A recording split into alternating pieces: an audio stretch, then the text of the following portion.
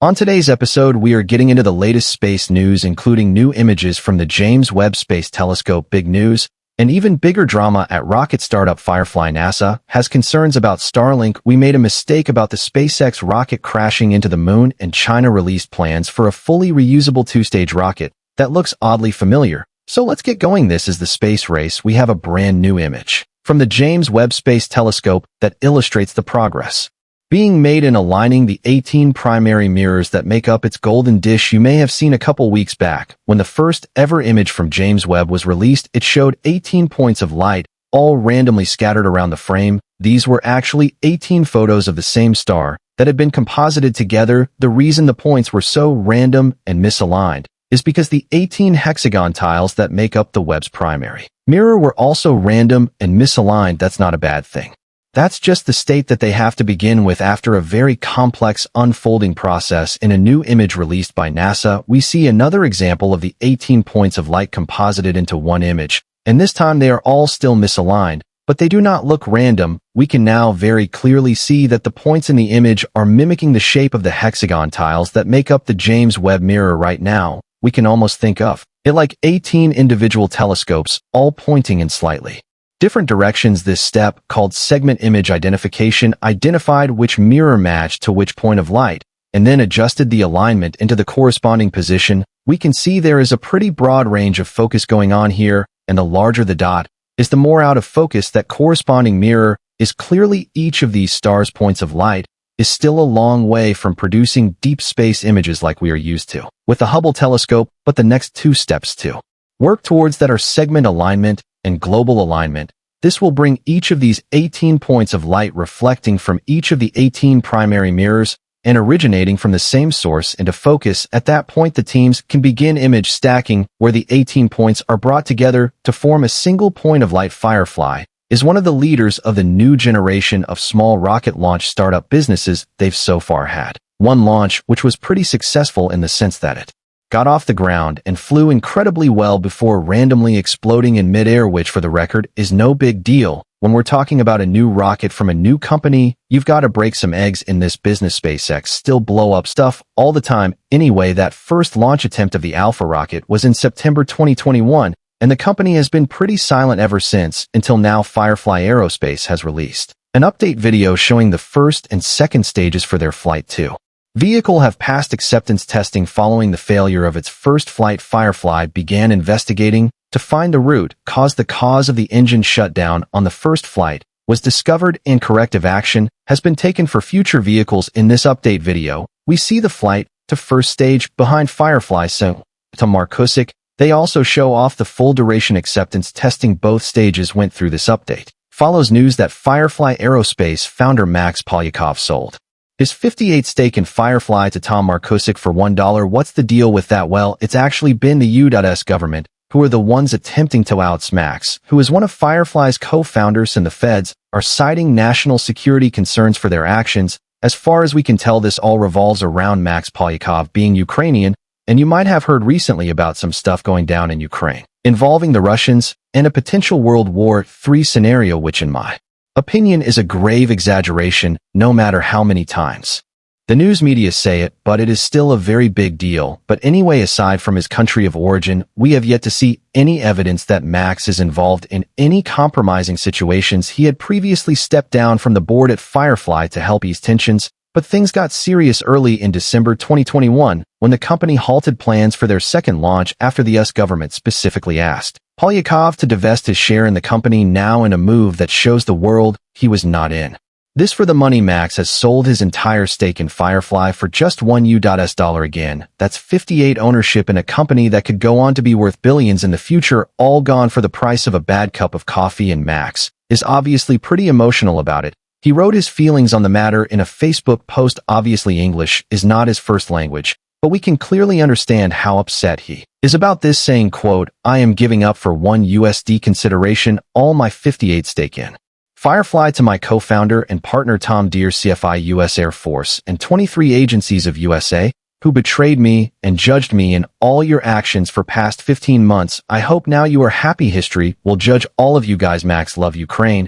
And yes, I have Ukrainian passport, and I am founder of Firefly by my bird. And at the end of the days I proud what I done for my land, soul, and heritage, end quote. I don't know about you, but I just can't help but feel for the guy. Anyways, Firefly has yet to put a date on their launch attempt number 2, but it shouldn't be much longer at this rate. And we know that Firefly is also currently working on at least 2 additional vehicles that should launch later this year as well. In a recent letter written by NASA and sent to the FCC, they cite multiple concerns with SpaceX's plans for Gen 2 Starlink satellites. Specifically, NASA has concerns with the potential for a significant increase in the frequency of conjunction events and possible impacts to NASA's science and human spaceflight missions. They're not anti-Starlink in their messaging. Here it's more like NASA outlining some points that they are worried about, just so everyone is on the same page and can openly talk about some ways to minimize those concerns going forward. They start off by noting SpaceX's proposal for roughly 30,000 more objects in low Earth orbit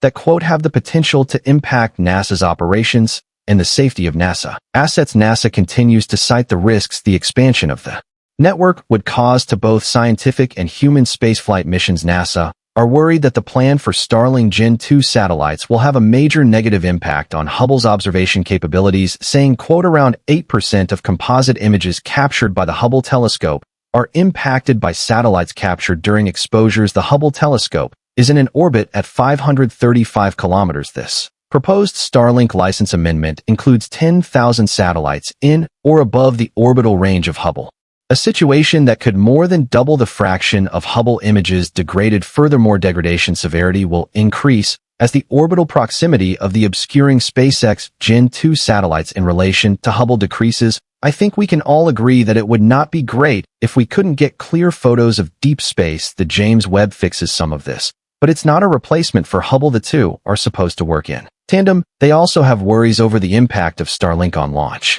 windows, both for human spaceflight and other launches, saying, quote, NASA is also concerned with an increasing unavailability of safe launch windows, especially for missions requiring instantaneous or short launch windows, such as planetary missions like Europa Clipper, which would be significantly affected due to a lost launch opportunity. Launches are already adjusted based on known objects in orbit, but the pure number of Gen 2 satellites planned will make that planning harder. In addition to impacting launches, this will also impact spacecraft re-entry, and then, of course, there is the always present risk of a collision in space. SpaceX are very confident in their claim that there is zero risk of collision with Starlink because each satellite can maneuver on its own. NASA hears this, but they still write, however, considering multiple independent constellations of tens of thousands of spacecrafts and the expected increase in the number of close encounters over time, the assumption of zero risk from a system-level standpoint lacks statistical substantiation. Again, this does not mean that NASA is anti-Starlink. They do not want to stop progress on this idea. They are still very much interested in a collaborative process that keeps space open for everyone. The letter reads, NASA suggests that SpaceX work with NASA to demonstrate the proposed capability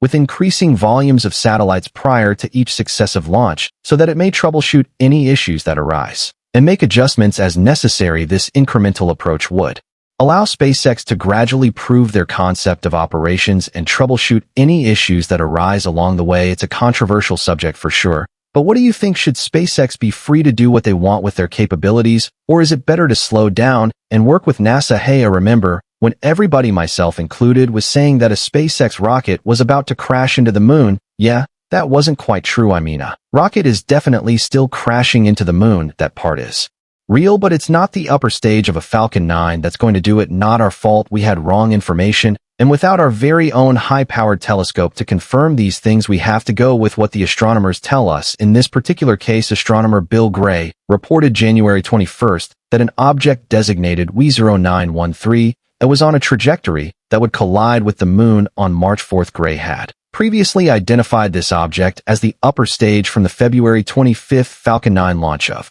the Deep Space Climate Observatory that made pretty big news around the world and brought out the Elon Musk haters who wanted to accuse him of littering on the moon, as if nothing had ever crashed into the moon before. Anyway, uninformed opinions aside, it's not even a SpaceX product that is crashing into the moon. Here it's now been re-identified as a Chinese spacecraft. Grade now says a better fit to observations of WE0913. 3A was the launch of China's Chang'e E5 T1 spacecraft on a Long March 3C in October 2014.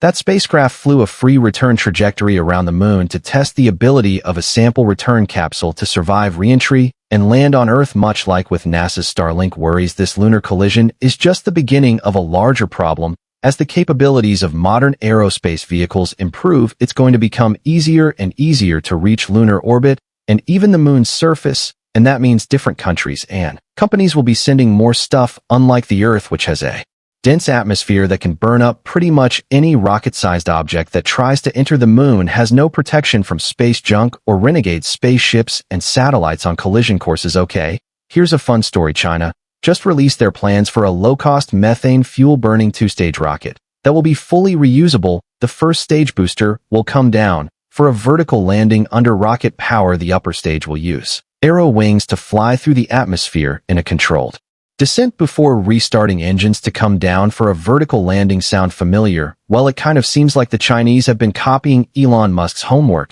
because that sounds exactly like a SpaceX Starship. It even looks exactly like a Starship from the illustration that the Chinese have provided. The concept was presented during a keynote speech by Wang Xiaojun, president of the China Academy of Launch Vehicle Technology, a major state-owned rocket maker. There are a lot of jokes that can be made here about how China copies everything, and when it comes to fake sneakers and watches, that's whatever, no big deal. But fake rockets, I don't know. Either way, like most made-in-China knockoffs, the AliExpress Starship will not be as capable as the real thing. SpaceX is building a super heavy lift vehicle with over 100 metric tons of cargo capacity. The Chinese version is aiming for 20 tons. It's also worth mentioning that the work on the launcher is in the research stage and likely does not represent a finalized concept or an approved project. No timeline for a first launch was provided. Meet us back here every week for more updates on everything aerospace industry and interstellar exploration related. Make sure to give the video a thumbs up today if you liked it. That really helps us out for real.